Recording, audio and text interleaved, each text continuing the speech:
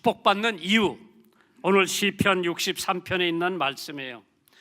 내 인생이 힘들다, 고통스럽다, 살고 싶지 않다, 외롭고 누구도 의지할 수가 없다 생각하는 분들, 오늘 본문에 나오는 다윗 왕의 삶과 비교해 보시고 그래도 나는 다윗의 인생 삶보다는 낫다고 생각하실 겁니다. 지금 경제적으로 곤란을 받는 사람도 있을 겁니다. 부부간에 어려운 사정에 있는 사람도 있을 겁니다.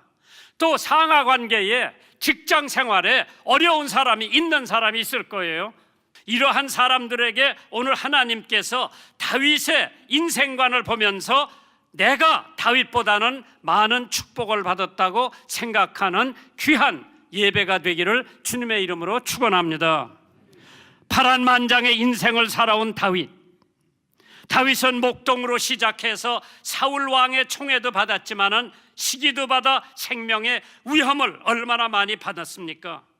형제들도 별로 달갑게 여기지 않았기에 골리앗 장군과 대결해서 승리를 얻었을 때도 형제들에게 따가운 눈총을 받았습니다. 자식들이 서로 죽이는 사건을 겪으면서 아버지로서 얼마나 마음이 아팠겠는가.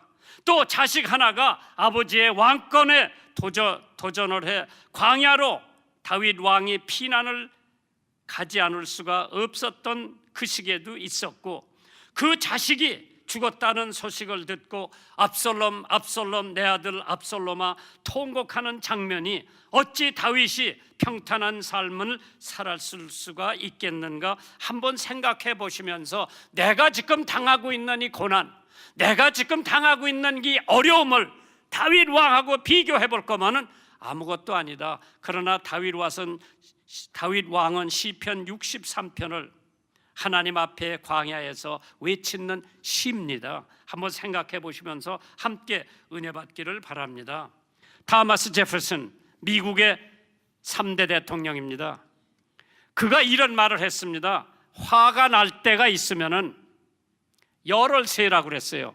화가 나면 하나, 둘, 셋, 넷, 열을 세시라고 그랬어요. 사람을 죽이고 싶은 생각이 날 때는 100을 세라고 그랬어요. 그 100을 세는 동안에 그 화가 사그러지기를 바라는 마음에서 타마스 제퍼슨이 한 얘기입니다. 간디가 화가 날 때 너는 올바른 편에 서 있지 않다고 했습니다. 미국의 유명한 월터 캐넌 박사가 화가 날 때에 인체에서 일어나는 징조를 다음과 같이 과학적으로 설명을 해놨습니다. 첫째, 호흡이 길어진다고 그랬죠. 둘째, 심장이 빨리 뛴다고 그랬어요. 화나면 그런 거예요.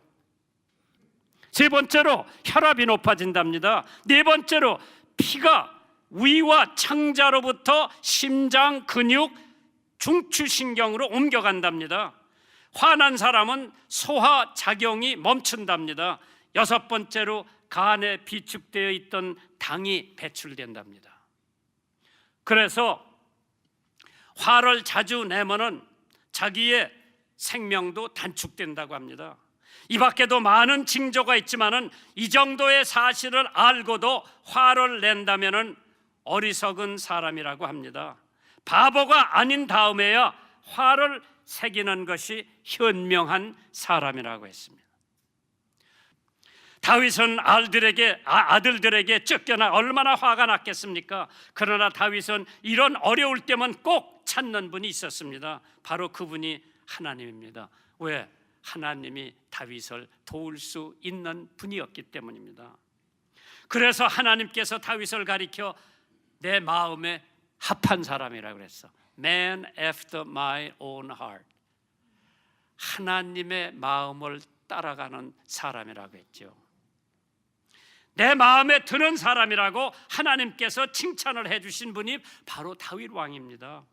부모 마음에 들어도 상속을 더 많이 받고, 선생님 마음에 들면 반장도 하고 우등생도 타는데, 사장 마음에 들면 진급도 되고, 하물며 하나님의 마음을 들면 어떻게 되겠는가? 다윗은 이런 어려운 환경에서 하나님을 찾았고, 그 하나님을 찾았던 다윗은 하나님의 마음에 든다고 그랬어요.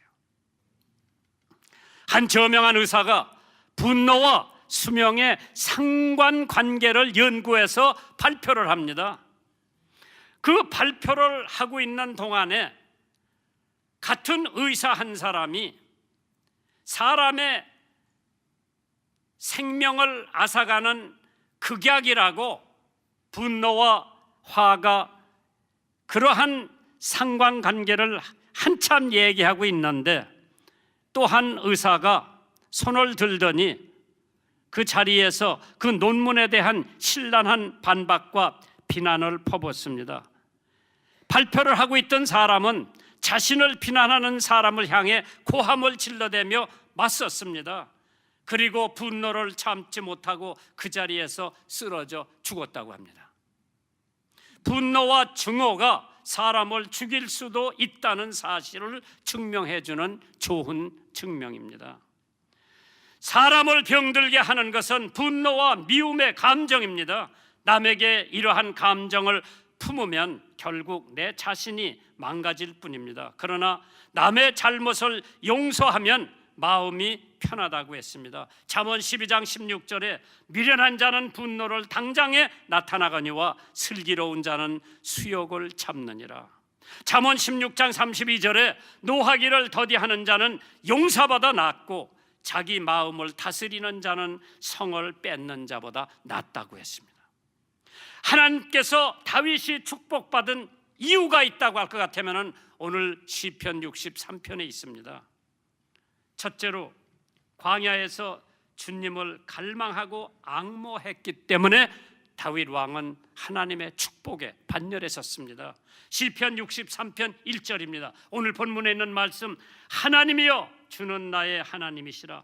내가 간절히 주를 찾되 물이 없어 마르고 곤핍한 땅에서 내 영혼이 주를 갈망하며 내 육체가 주를 앙모하나이다. 광야에서 다윗 왕이 왜 광야를 갔습니까? 압살롬 아들한테 쫓겨나가지고 지금 피난 생활을 하고 있는 다윗 왕이 그 광야에서 외치는 말씀인데, 자기를 도울 수 있는 유일한 분은 하나님 한 분이라고 하는 것을 깨달으면서 내 영혼이 주를 갈망하며 내 육체가 주를 앙모하나이다.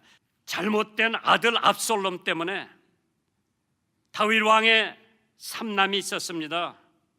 하나는 다윗이 헤브론에서 아들을 낳아서 그 아들은 암몬이라고 하는 이고, 이스라엘 여인 아노노암의 소생이지요. 둘째는 길리압이라 가멜산에서 나발의 아내 됐던 아비갈에서 난 소생이고요. 셋째는 압살롬이라 그술 왕 달메의 딸 마가의 아들이죠.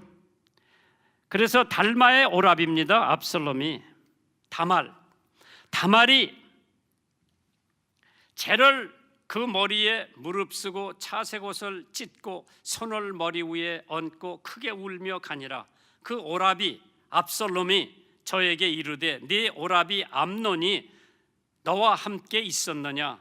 그러나 저는 네 오랍이니 누이야 시방은 잠잠히 있고 이것으로 인하여 근심하지 말라. 이에 다말이 그 오랍이 압살롬의 집에 있어 청량하게 지냈다고 그랬습니다. 다 배다른 형제들이죠. 그런데 오빠가 겁탈을 한 거예요. 그러니까 이 다말이라고 하는 다윗의 딸이 암놈 자기 오빠한테 겁탈을 당하고 재를 머리에 무릅쓰고 채색 옷을 찢고 손을 머리 위에 얹고 크게 울며 갔다고 하는 그 얘기가 암논이 저지른 사건 때문에, 그래서 압살롬이 암논을 죽이려고 지금 생각을 하고 있죠. 그래서 자기 아버지 왕에게 형제들을 다 모아달라고 자기가 잔치를 한번 베풀겠다고 했어요. 그래서 아들들이 다 모이고 가족들이 다 모인 가운데 잔치를 베풀었습니다. 그때 술이 엉커니 챘을 때에 압살롬이 신호를 합니다. 신하한테 칼로 암논을 찔러 죽이라고. 그래서 죽지요. 거기서 사무엘하 13장에 있는 얘기죠. 압살롬이 가로되 그렇게 아니하시려거든 청컨대 내 형 암논으로 우리와 함께 가게 하옵소서. 왕이 저에게 이르되 그가 너와 함께 갈 것이니 갈 것이 무엇이냐 하되 압살롬이 간청하매 왕이 암논과 왕의 모든 아들들을 저와 함께 보내니라. 압살롬이 이미 그 사환들에게 분부하여 이르기를 너희는 암논의 마음이 술로 즐거워할 때에 자세히 보다가 내가 너희에게 암논을 치라 하거든 저를 죽이라. 두려워 말라. 내가 너희에 명한 것이 아니냐. 너희는 담대히 용맹을 내라 할지니라. 이제 형제들이 죽이고 살리고 하는 싸움이 벌어지는 순간입니다. 이것이 다윗 왕의 한 토막의 인생인데, 그것으로 압살롬은 끝나는 것이 아니라 아버지한테 반란을 일으킵니다. 사무엘하 15장 10절에 이에 압살롬이 정탐을 이스라엘 모든 지파 가운데 두루 보내어 이르기를 너희는 나팔 소리를 듣거든 곧 부르기를 압살롬이 헤브론에서 왕이 되었다 하라. 그 이하의 말씀을 보면 사자가 다윗에게 와서 고하되 이스라엘 인심이 다 압살롬에게로 돌아갔나이다 한지라. 다윗이 예루살렘에 함께 있는 모든 신복에게 이르되 일어나 도망하자. 그렇지 아니하면 우리 한 사람도 압살롬에게서 피하지 못하리라. 빨리 가자. 두렵건대 저가 우리를 급히 따라와서 해하고 칼로 성을 칠까 하노라. 이게 압살롬 때문에 임금 왕 다윗 아버지가 부하들을 데리고 도망가는 장면입니다. 오늘 여러분이 다윗 왕하고 한번 비교해 봤을 때 여러분과 내가 지금 당하고 있는 것은 세 발의 피요. 왕이 얼굴을 가리우고 큰 소리로 부르되 내 아들 압살롬아 압살롬아 내 아들 내 아들아 하니 요압이 집에 들어가서 왕께 말씀하되 오늘 왕이 생명과 왕의 자녀의 생명과 저 첩들의 생명을 구원한 모든 신복의 얼굴을 부끄럽게 하시니 이는 왕께서 미워하는 자는 사랑하시며 사랑하는 자는 미워하시고 오늘 장관들과 신복들을 멸시하심을 나타내심이니라. 오늘 내가 깨달으니 만일 압살롬이 살고 오늘 우리가 다 죽었다면 왕이 마땅히 여기실 뻔하였나이다. 무슨 얘기인가 하니요, 왕은 이제 광야로 쫓겨났어요. 아들이 이제 임금 노릇을 하려고 말 타고 막 달려가다가 압살롬이 상수리 나무에 자기 상투가 나무에 꽂혀가지고 대롱대롱 매달려 있었어요. 그때 요압이라고 하는 장군이 다윗 왕의 가장 충성한 장군이에요. 뷰하가 와서 압살롬이 지금 나무에 매달려 있다 그러니까 네가 가서 쳐 죽이라고 그랬어. 압살롬은 죽인 거예요. 그 죽인 것을 왕한테 고백하는 겁니다. 지금 아들이 죽었습니다. 그 왕이 기뻐해야 될 텐데 왕이 압살롬 압살롬 내 아들아 통곡을 하고 있는 거예요. 그러니까 그 장군이 얼마나 마음이 아팠겠어. 그 얘기요, 압살롬이 살고 오늘 우리가 다 죽었다면 왕이 마땅히 여기실 뻔 했겠다 하는 빈정대는 말이죠. 임금님이 그때서 깨달은 거예요. 그때 자기가 아들 하나 죽은 것이 그렇게 원통한 것이 아니라 자기를 추종하고 있는 충성파들이 있기에 자기가 다시 왕위에 가가지고 40년 동안 예루살렘에서 평화롭게 이스라엘, 유다를 통치할 수 있다고 하는 그 사건입니다. 잘 들어보세요. 자녀 교육이 얼마나 중요한가. 자기 아비나 어미를 저주하는 자는 그 등불이 유암 중에서 꺼짐을 당하리라. 마땅히 행할 것을 아이에게 가르치라. 그리하면 늙어도 그것을 떠나지 아니하리라. 임금노를 하느라고 자녀 교육을 제대로 못 시켰던 다윗 왕의 한 장면입니다. 오늘 여러분들에게 하나님께서 자녀를 맡겨주셨습니다. 그건 여러분의 몫이에요. 내가 이 아이들을 어떻게 키우나에 있어서 하나님께서 잘했다, 수고했다 칭찬을 받을 수도 있고 저주를 받을 수도 있는데 아이들 교육을 위하여 가장 바람직한 부모의 이미지에 대하여 교육학자들이 말하는 내용들이 다음과 같이 7가지로 정리해 봤습니다. 첫째, 깊은 포용의 이미지를 나는 가지고 있나? 자녀들을 포용한다. 두 번째로, 진실한 부모의 이미지가 있어야 됩니다. 세 번째로, 희망에 찬 발랄한 부모의 이미지를 심어줘야 되죠. 넷째로, 바르고 깨끗한 부모의 이미지, 사랑을 실천하는 부모의 이미지가 있어야 되고, 믿음직한 부모의 이미지, 마지막으로 꿈이 있는 부모의 이미지가 있어요. 부모가 꿈을 가져야 자녀들도 꿈을 갖죠. 부모가 꿈이 없는데, 환상이 없는데, 비전이 없는데 어떻게 애들이 꿈을 갖습니까?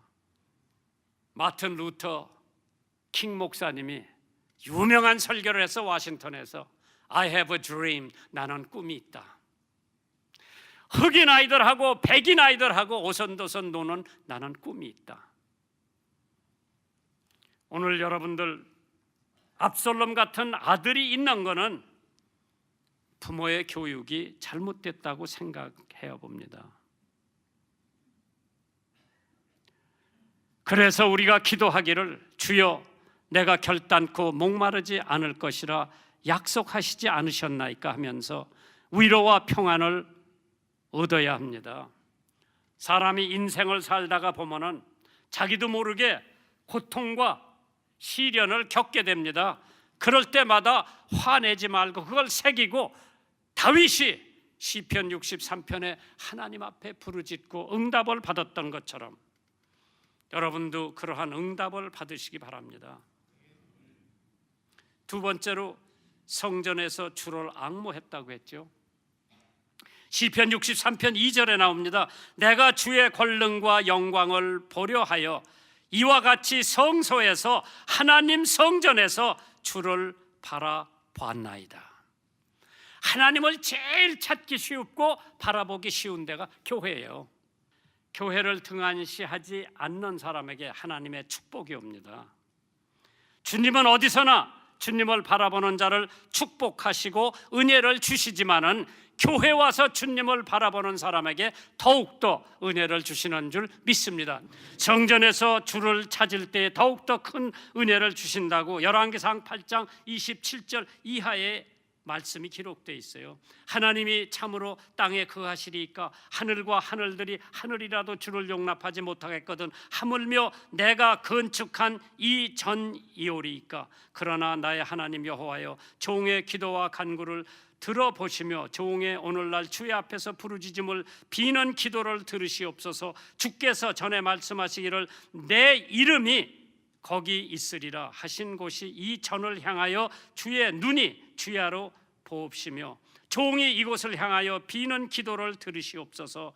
종과 주의 백성 이스라엘이 이곳을 향하여 기도할 때에 주는 그 간구함을 들으시되 주의 계신 곳 하늘에서 들으시고 들으시사 사하여 주옵소서. 이 솔로몬이 한 기도예요. 하나님 성전에서 하나님을 앙몽하면서 기도드리는 것. 시편 84편 10절에 주의 궁전에서 한날이 다른 곳에서 첫날보다 나은즉 악인의 장막의 거함보다 내 하나님 문지기로 있는 것이 좋다고 그랬어요. 성전 아니라 문지기로, 하나님 성전 문지기로 있는 것도 하나님께서 챙겨주시죠. 성전에서 주님을 앙모하고 성전에서 하나님 앞에 기도하고 성전에서 울부짖을 때에 하나님께서 천군문을 여시고 축복을 해주시는 줄 믿으시기 바랍니다. 교회에서 예배를 존중하라고 했죠. 아버지께서 이렇게 자기에게 예배하는 자들을 찾으시느니라. 하나님은 영이시니 예배하는 자가 신령과 진정으로 예배한다고 했어요. 주께서 택하시고 가까이 오게 하사 주의 뜰에 거하게 하신 사람은 복이 있다. 우리가 주의 집 곧 주의 성전의 아름다움으로 만족하리이다. 사회학자가 교회 나오는 이유를 연령별로 분석을 해서 발표를 해놨더라고요. 20대는 주로 교제 위에서 교회에 나온다. 그러니까 예배당이 은혜당이라고 한 번은 얘기가 있었어. 들었어? 은혜당이라고. 그러니까 부모들이 거기 왜 가느냐고 막 난리 때렸어. 은혜당에 가지 말라고. 20대는 그래, 나는 늘 그래요. 야, 배필을 만나려면 교회 가서 만나는 게 최고라고 그랬어. 술집에서 딸이 사위 만나는 것보다는 교회 가서 만나는 게 100번 나아요. 20대는 신령한 지식을 찾아서 탐구하기 위해서 교회 나오고, 40대는 뭔가 일을 하고 싶어서 교회 나오고, 50대는 명예를 원해서 교회 나오고, 60대는 먹기 위해서 교회 나오고, 70대, 80대는 죽음을 준비하기 위해서 교회 나와요. 교회에서 장례 치러주는 것보다 중요한 게 없어요. 다윗 왕은 시편 84편에 아들의 반란으로 피난길을 다니며 참새와 제비는 마음대로 날아서 하나님 전에 가는데 나는 왜 이렇게 쫓겨다니나 신세를 한탄했습니다.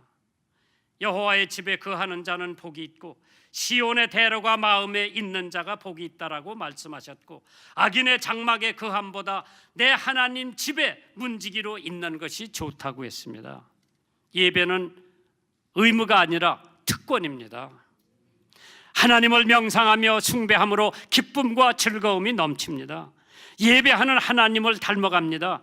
예배는 생활화하는 가장 중요한 사건입니다. 예화 하나 하고 끝마칠게요.